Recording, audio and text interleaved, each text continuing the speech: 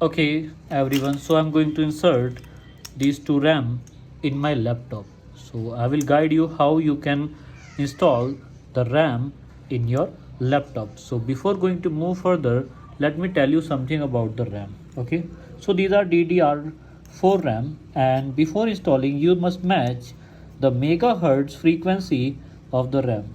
So here you can see that the megahertz frequency of the RAM is 3200. Okay, and on above it is also 3200. Okay, so 3200 megahertz frequency of both the RAM. Okay, so I'm going to install both of these RAM in my laptop. Okay, so first of all I have to unscrew the laptop.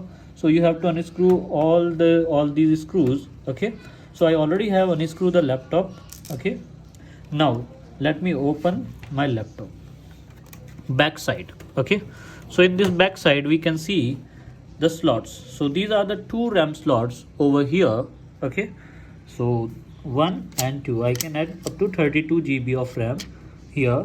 This is my portable hard drive, and here it is my NVMe SSD. Now I'm going to insert the DDR4 RAM in my system. I have two different RAM over here.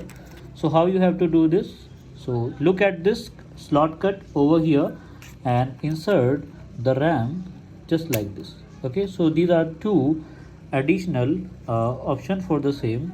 These are two locks over here which support the RAM. Okay, and on the other side also I'm going to insert this RAM just like this.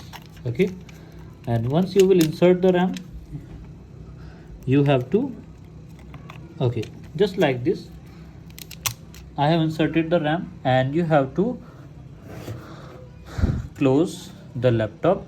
Okay, and put these screw in the laptop just like this. Okay, so this is how you can install the RAM, and this is really easy to do.